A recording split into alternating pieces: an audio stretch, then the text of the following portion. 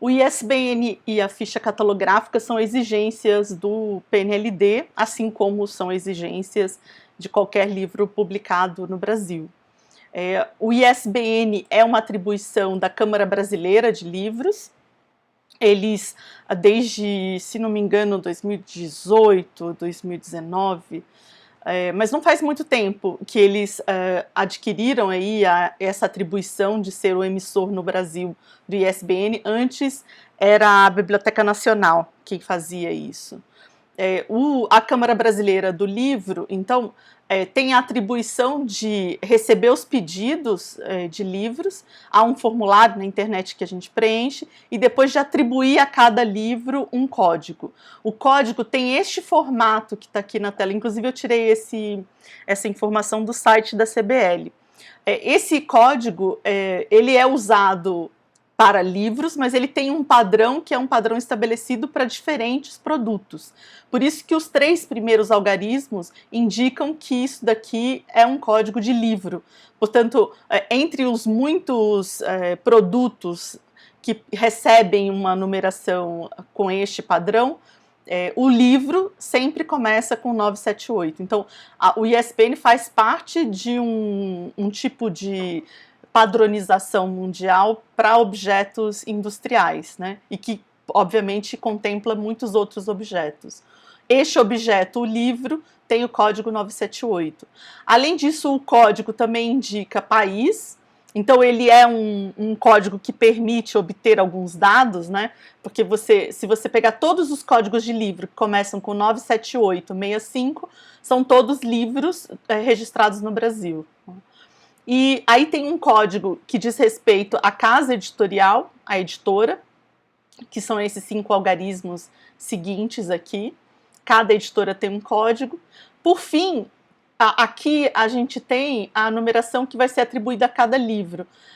E aí é uma numeração sequencial, né?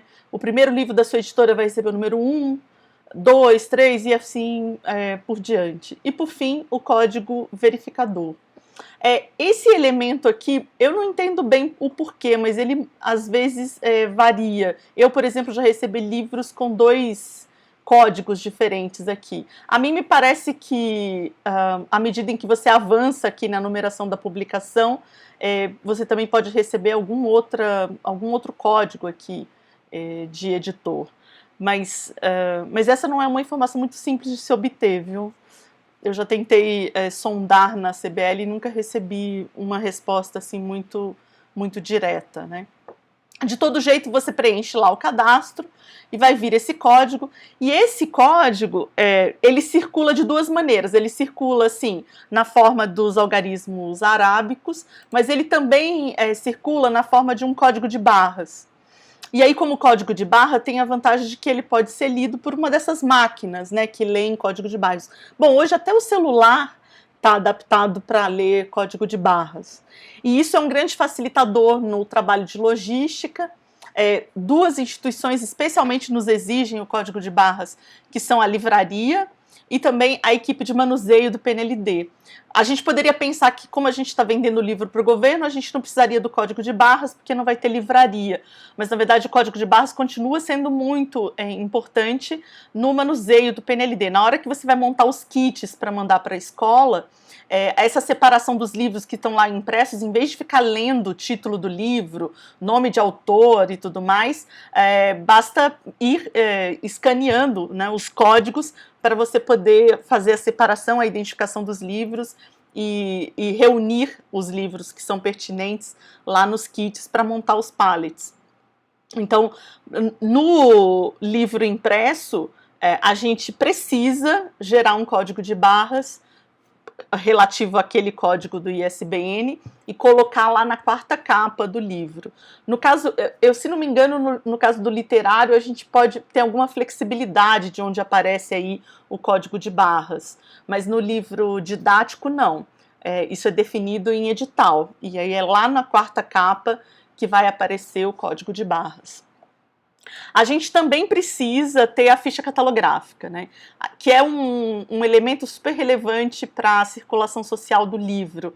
Eu já trabalhei em biblioteca no período de estudante e me lembro bem assim de haver livros importados que não vinham com ficha catalográfica, e aí o tempo de inserção desse livro no acervo era muito maior, porque precisava que um bibliotecário ou uma bibliotecária produzisse, né, a ficha, que coletasse aqueles dados pela leitura do livro. No Brasil é obrigatório publicar livro com a ficha.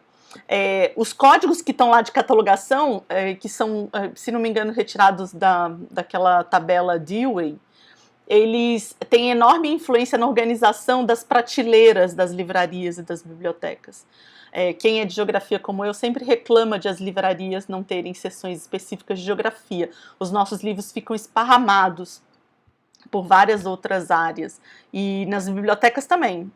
Mesmo na biblioteca da Faculdade de Geografia, muitas vezes os nossos livros estão esparramados. E uma das explicações é porque a catalogação pela tabela, lá pela classificação Dewey, não favorece geografia, né? Tem só um código, e aí muitas vezes a gente vai parar em sociologia, a gente vai parar em geologia, a gente vai parar, nossos livros vão para outras áreas. Isso mostra a força dessa catalogação, né? Porque aqueles códigos que aparecem lá na ficha, como CDD ou CDU, eles vão influenciar onde que aquele livro vai ser colocado na prateleira, né? Eles têm uma forte influência. A ficha catalográfica ela só pode ser feita por bibliotecários. Eu sei que nas universidades eles nos dão alguns programas para a gente gerar a ficha catalográfica para a nossa dissertação ou para a tese. Eu usei esse programa, por exemplo, nas minhas pesquisas. Ao final a universidade dava lá um programinha onde você coloca os seus dados e gera essa ficha, mas isso é uma exceção lá da universidade. Para você botar uma ficha catalográfica no seu livro, você precisa contratar o serviço de um ou uma bibliotecário. E a gente não pode aproveitar ficha de um material para outro. Exemplo, nós fizemos aqui 4 livros, né? 2 impressos e 2 digitais. A gente fez um livro do estudante impresso, um manual do professor impresso, um livro do estudante digital e um manual do professor digital. Então nós fizemos 4 livros para a nossa coleção. A gente precisa de 4 ISBNs e a gente precisa de 4 fichas catalográficas. Não dá para você mandar o bibliotecário ou a bibliotecária fazer uma ficha lá para o manual do professor, por exemplo, impresso, e você copiar e só mudar os dados, assim, porque você vai pensar, mas eu vou pagar só para mudar os dados? Na verdade, você está pagando pelo trabalho do bibliotecário.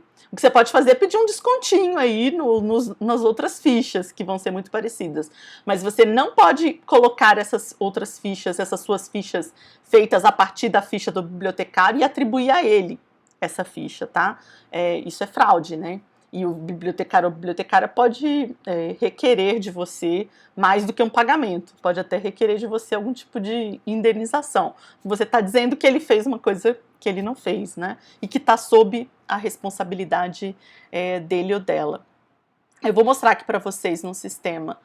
Então, a agência brasileira do ISBN é a CBL, eles têm esse site, né, que é o cblserviços.org.br/ISBN. A gente faz um cadastro nesse site e esse cadastro é ao mesmo tempo de pessoa física e de pessoa jurídica, tá? No mesmo login. Então, quando aqui a gente pode fazer registro autoral, que é quando você tem um manuscrito e você quer registrá-lo, né, para enviar às editoras e não correr o risco de ninguém copiar o seu livro, enfim, ou dizer que o seu livro não é seu, você pode registrá-lo. Temos aqui o pedido de ISBN e temos o pedido de ficha catalográfica, porque esse é um serviço que a CBL oferece, inclusive oferece de maneira independente do ISBN, tá? Você pode pedir a ficha catalográfica em outro momento, por exemplo, momentos diferentes do pedido do ISBN.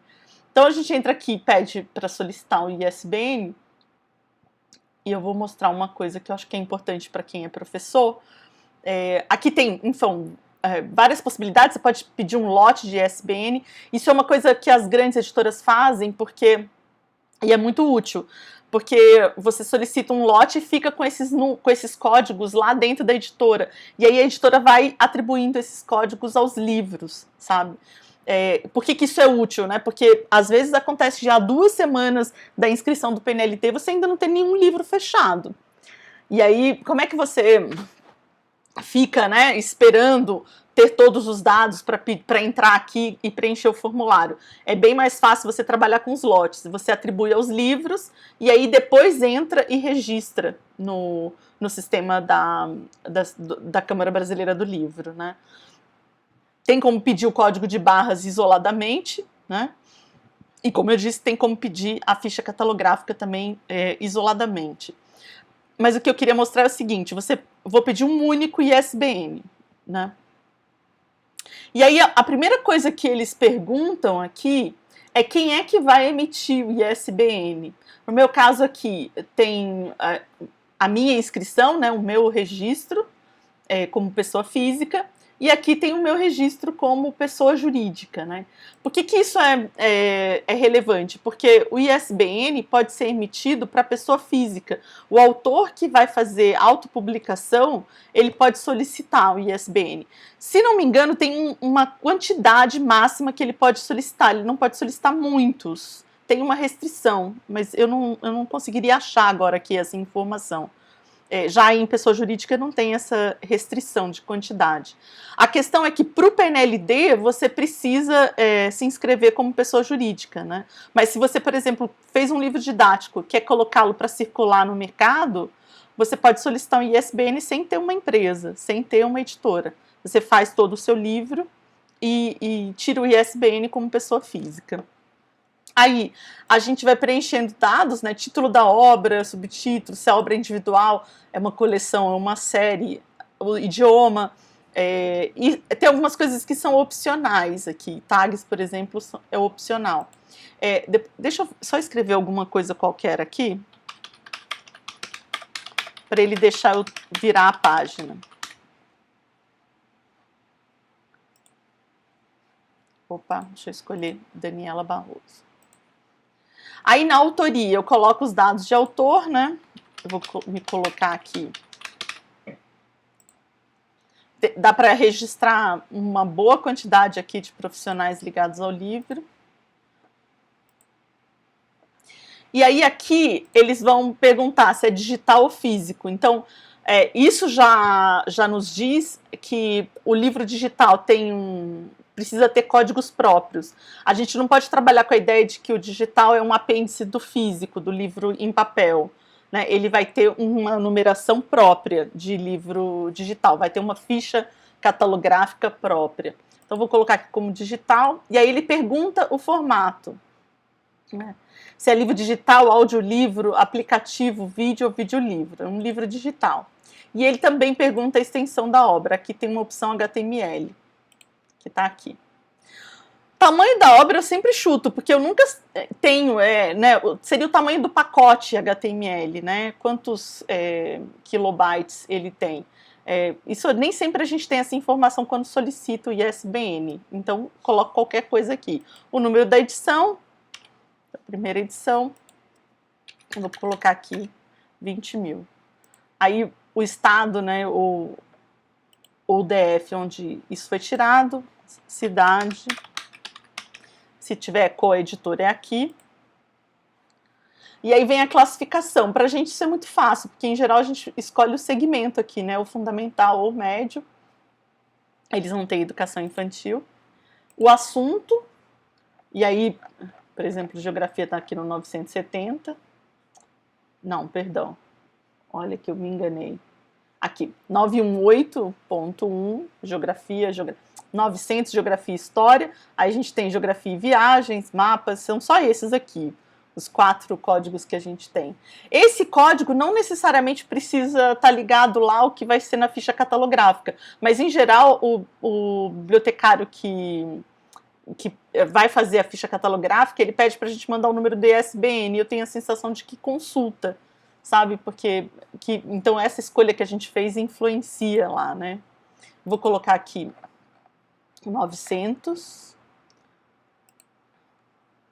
palavras-chave, você coloca pelo menos 2 ou 3 palavras-chave, e se tiver algum ISBN de obra complementar, entra aqui. Opa!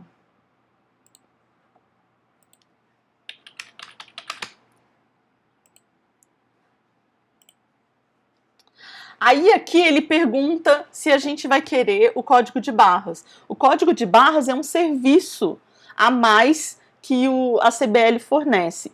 A gente pode gerar esse código de barras num site gerador de código de barras da internet. Tem alguns gratuitos, tem alguns pagos, tem vários serviços desse tipo na internet, né? Então você não é obrigado a comprar o código de barras da agência, da CBL. E também tem que lembrar que não precisa de código de barras em livro digital, não faz sentido, né? Livro digital com código de barras. O código do ISBN faz sentido, mas o código de barras não, porque não vai ter alguém escaneando um livro digital na tela para fazer a organização do livro digital, né? Então a gente não pede. Depois, deixa eu passar para o próximo aqui. Aí a próxima pergunta é se você deseja adquirir a ficha catalográfica, que é outro serviço opcional que a CBL te oferece. Só precisa lembrar do seguinte, além do prazo, né, ser um prazo estabelecido aqui pela agência, eu não me lembro mais quantos dias são, eles vão pedir para você mandar o arquivo da obra, que é o próximo item aqui, arquivos. Ó, vou pular para o próximo. Aqui você coloca uma sinopse, eu nem me lembro de colocar, vou tentar sem colocar, e eu acho que funciona. E aqui você precisa colocar o arquivo, então, para você receber a sua ficha catalográfica, você pode colocar aqui as primeiras páginas, do que eu me lembro das regras, eles tentam fazer, se não conseguem, eles pedem obra completa. Tá? De todo jeito, mesmo para pedir o ISBN, você precisa subir alguma coisa aqui, algum arquivo. Se você deixar sem, se você colocar aqui não, ele não vai gerar para você o ISBN na hora. Então, alguma coisa você já tem que ter, né? Em geral, eles aceitam as primeiras páginas, então você coloca aí as iniciais e pelo menos, sei lá, umas 10, 15 páginas, aceita o termo e aí pede para enviar, que eles vão gerar o ISBN para você. Aqui, a gente precisa ficar atento a algumas coisas, né? Deixa eu voltar aqui no meu... A gente precisa ficar atento a algumas coisas, que a ficha catalográfica vai ser verificada na primeira etapa de validação do livro, tanto que eles pedem para a gente subir a página de créditos, que é onde está a ficha catalográfica, como um arquivo JPEG lá na plataforma do PNLD. E a segunda coisa que a gente precisa ficar atento é que lá no edital diz que a gente precisa ter, que os dados do nosso livro, que estão lá no livro, precisam bater com os dados do ISBN.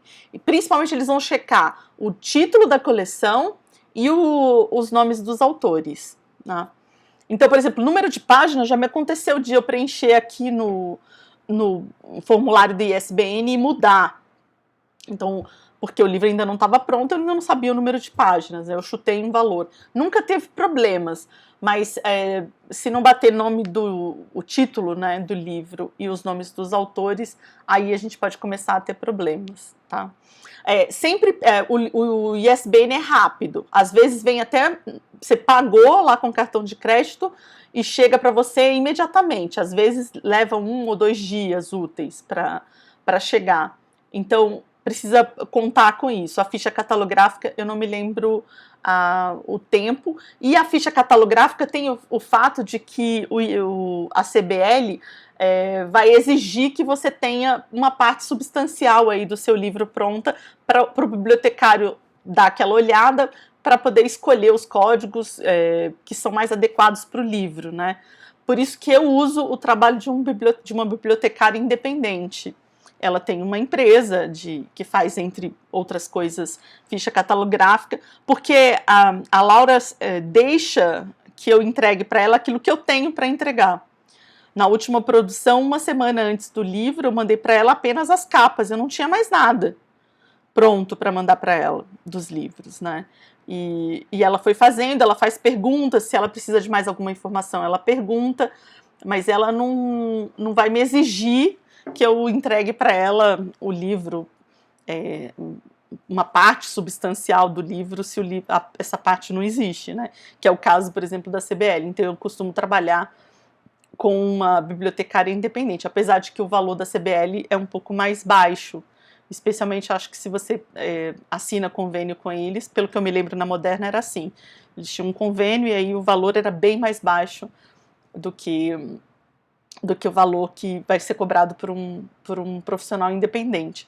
Mas aí são, sei lá, numa coleção são 4, às vezes 8 fichas, e não é isso que vai explodir o orçamento da obra, né?